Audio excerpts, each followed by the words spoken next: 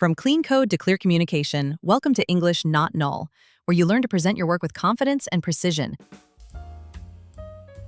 Morning, everyone. Quick context before the demos. We build the payments platform behind online stores.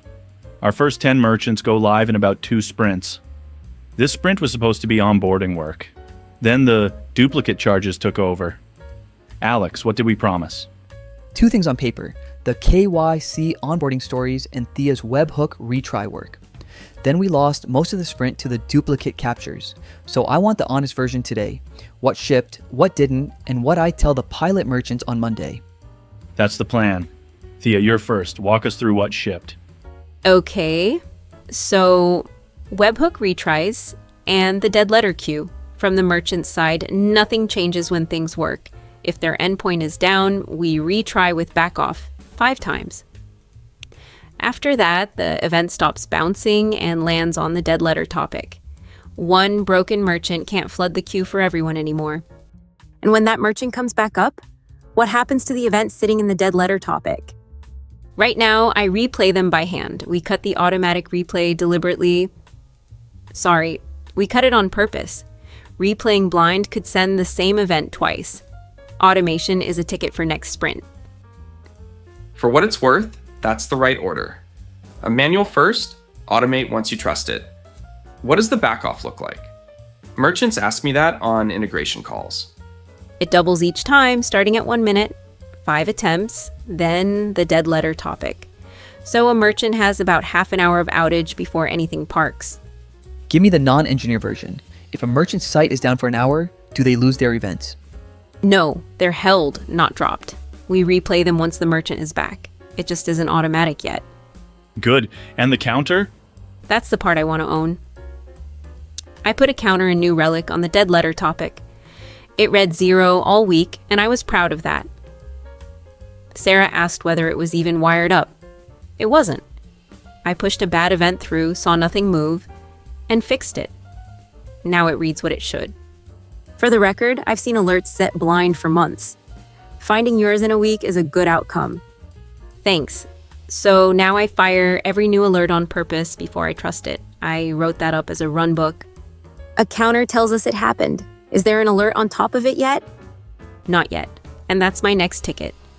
Ethan wants the threshold checked against SRE standards first. Nobody should get paged at night for one stuck event. That runbook goes in the team wiki this week. Nice work. And this is your first backend ticket in production. It is. I'm trying to be normal about it. Okay, the big one. Mike, start on the checkout side. Short version, the hosted checkout now creates 1 idempotency key per payment attempt. If the shopper's browser retries, or our own code retries, the key stays the same. Same attempt, same key. A new attempt gets a new key. Does the shopper see anything different on the page? Nothing at all. The key gets created behind the scenes. Same page, same buttons, same speed. And the payment service does the other half. Capture without an idempotency key gets rejected now. A capture with a key we've already seen returns the original charge. It doesn't capture again. So the 31 duplicates we found, that can't happen again in that shape? Not in that shape. I wrote the test before the fix landed. First capture succeeds, then we throw the response away. The retry comes in and the service returns the same charge. No second capture. It ran green 50 times, including 2 days on a flaky sandbox. One thing for the record. Sarah swept all 10 pilot merchants, not just the loud one. 4 were affected, and the pattern was the same on everyone. And nothing new since the fix went out. I read that count every morning now. Then here's my hard question. 2 pilot merchants have asked about calling our payments API directly. No hosted checkout, just our API. If we reject captures without a key, do we break them on day 1? Great question. Currently, all 10 pilot merchants go through the hosted checkout, so nobody breaks today. But you're right about the direct path. And that's a documentation problem, not a code problem. Our API docs still describe the key as optional. That's wrong now. I'll own the merchant side. Docs update plus a line in the onboarding email. Nobody integrates directly until they send a key. Put it on the launch checklist as its own item. Sarah, the alert? Live since Tuesday. It fires when the captured total on one payment goes past the authorized amount. It pages on call and it drops a message in the channel for Alex. And we fired it on purpose. I forced a double capture in staging on Wednesday. The page arrived in about 40 seconds. Good. That's the rule now for every new alert. One thing we didn't touch, the gateway still times out at 30 seconds on the acquiring partner. That timeout is what started the whole retry chain. It is, and it stays parked. You and I look at that number after the release. It's a conversation, not a demo. Then let me close the merchant side. 29 refunds are out. 2 were already refunded by hand, so we skipped those, and I called all 4 merchants myself. How did those calls go? Better than I expected, honestly. The feedback from the pilot merchants was mostly relief. One of them said the call mattered more than the refund, but 2 asked the same question. How would they have known before we told them? That's fair. They wouldn't have, which is partly why the support routing shipped. Anything mentioning money reaches the squad the same day now. It's been live since Monday. Has anything come through it yet? 1 ticket, a merchant asking about a missing payout, and it turned out to be settlement timing. But it reached us in 2 hours instead of 2 days. One more merchant thing while I'm on it. On those calls, I had to explain the refund shape. Cardholders see 2 charges, then a refund a few days later. Because the duplicate's already settled. A refund is the only clean way back. Right, and a few shoppers are still emailing their merchant about it this week. Oh, wait, one more thing. That's the merchant status page again. It's been parked since the first week of the sprint. 3rd request now. I'm not asking for it today, I'm asking for it in planning. Bring it to planning with the merchant quotes. Mike, you had the latency demo too. Quick one. Checkout first paint is about 200 milliseconds faster. From the shopper's side, the page just feels instant. Conversion data takes a few weeks, but that's our best performance win this quarter. On mobile too? On mobile especially, that's where the slow paint hurt most. Okay. What didn't make the sprint? Both KYC onboarding stories. Here's why. Thea moved to the capture path test, and I moved to the payment service.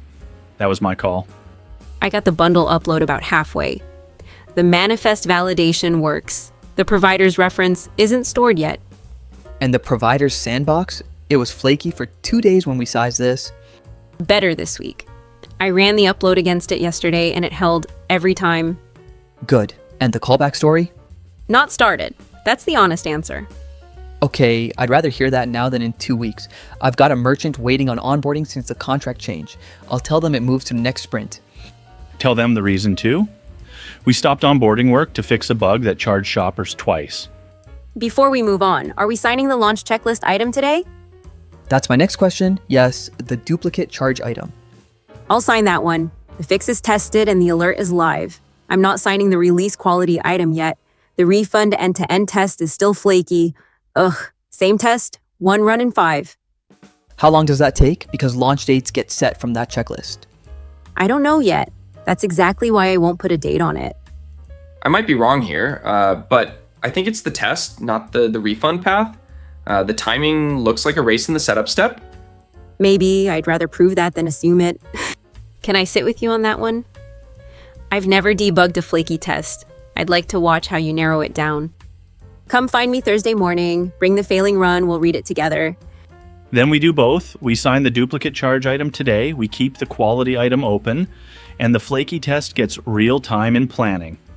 Sarah, does that work? That works, I just don't want it disappearing into another sprint. Fair, it goes near the top of the list. Next steps, quickly. Alex owns the docs and the onboarding note. Thea carries the callback story into next sprint, with Mike on the retry piece. I'll write the release up for risk and compliance ahead of the audit. On that, one date so nobody is surprised, risk and compliance want the PCI evidence pack early next month. Then the write-up goes out this week, not next. I'd rather hand them a boring document early. And I'll finish the bundle upload first. It's close. Before we drop, are we doing lunch for Thea's first ship? Oh, you really don't have to do that. Too late, I already looked at the menu. The noodle place near the office. Thursday works for me. I'm free after the merchant calls. Thursday noon, I'll book it. All right, that's a wrap. Not the sprint we planned, but a good one. Thanks, everyone. That's all for today. Thanks for listening to English Not Null. If this episode helped you, tell us in the comments. It really helps us too. See you in the next one.